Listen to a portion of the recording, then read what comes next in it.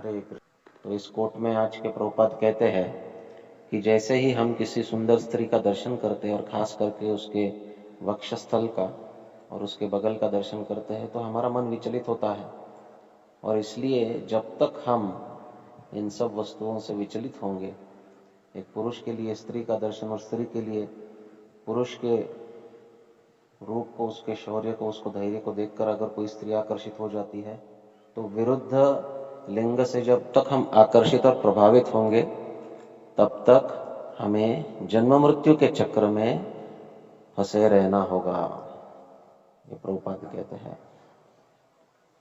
तो ये स्वाभाविक है, इस जगत में परस्पर विरोधी जो लिंग है उससे आकर्षित होता है मनुष्य। मनुष्य क्या पशु भी है, परंतु मनुष्य में वो शक्ति होती है कि वो इस आकर्षण का भेद करे या इस आकर्षण को सहन करे, इस आकर्षण के वेग को सहन करे। ये इतना आसान नहीं है। बड़े बड़े देवी देवता भी इस चक्कर में फंस जाते हैं। तो मनुष्य के लिए ये इतना आसान नहीं है। एक भक्त अगर अपने जीवन भर गृहस्थ में भी हो और वो एक स्त्री के साथ रहता है तो उसे उसका गुणगान होता है, उसका ग्लोरिफिकेशन होता है। वास्तविक कलयुग में ब्रह्मचारी का अर्थ है एक नारी ब्रह्मचारी। जो एक नारी के साथ है वो ब्रह्मचारी। तो कलयुग बहुत, वैसे देखा जाए तो पतित युग है। यहाँ पर सदैव हमको प्रलोभित करने के लिए सारी व्यवस्था की गई है, लेकिन इसके बीच रहकर भी हमें बचे रहना है। और ये बचे रहने का एक ही साधन है कि हम भक्ति में जुटे रहें।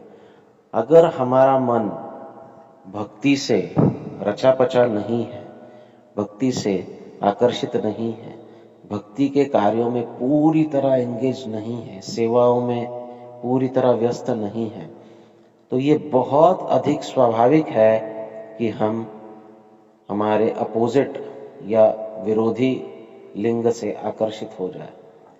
ये बहुत स्वाभाविक है और ये बहुत खतरनाक वस्तु। आजकल के युग में तो बहुत खतरनाक है।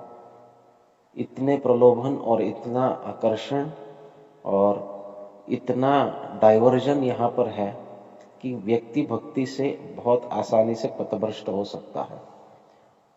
परंतु कलयुग में इससे बचे रहने का सर्वतोपरि साधन भी बहुत स्ट्रांग है। जो इस कलयुग का युग धर्म है वो भी बड़ा शक्तिशाली है। कोई अगर इस धर्म में जुटा रहे तो निश्चित रूप से इस सबसे शक्तिशाली प्रलोभन से भी बच सकते हैं। जैसा हमने आज के नाम प्रेरणा में भी कहा है कि किस प्रकार हरिदास ठाकुर इस प्रलोभन से बचे रहे। वो भी रात्रि के काल में एकांत में उनके साथ माया देवी थी, लेकिन फिर भी वो हरिदास ठाकुर को किसी भी प्रकार से प्रभावित नहीं कर पाई, क्योंकि उनका मन जो है पूरी तरह भक्ति में साधना में व्यस्त था, व्यग्र था, रचा पचा था, उसको आनंद मिल रहा था। देखिए, हम विरुद्ध लिंग में क्या ढूंढते हैं? सुख ढूंढते हैं, इंद्रिय का सुख ढूंढते हैं। परंतु भक्ति जो है सर्वात्म स्नपनम, हमारे संपूर्ण इंद्रियों को सुख देने के लिए सक्षम। अगर हम हमारे इंद्रियों को भक्ति के द्वारा सुख प्रदान करें तो इन भौतिक सुखों के पीछे या शारीरिक सुखों के पीछे हमारा मन कभी आकर्षित नहीं होगा। ये बहुत सिंपल साइंस है, ये विज्ञान है। मन को कहीं व्यस्त और व्यग्र रखो तो वो फालतू के चीजों में हमको खींच के नहीं ले जाएगा। यही मार्ग है। अन्यथा बड़े बड़े योगी जन भी भ्रमित हुए, बड़े बड़े तपस्वी लोग भी भ्रमित हुए। तो ये इतना आसान नहीं है।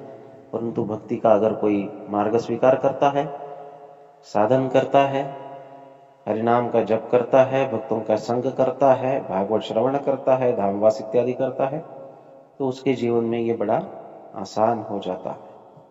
हरे कृष्ण।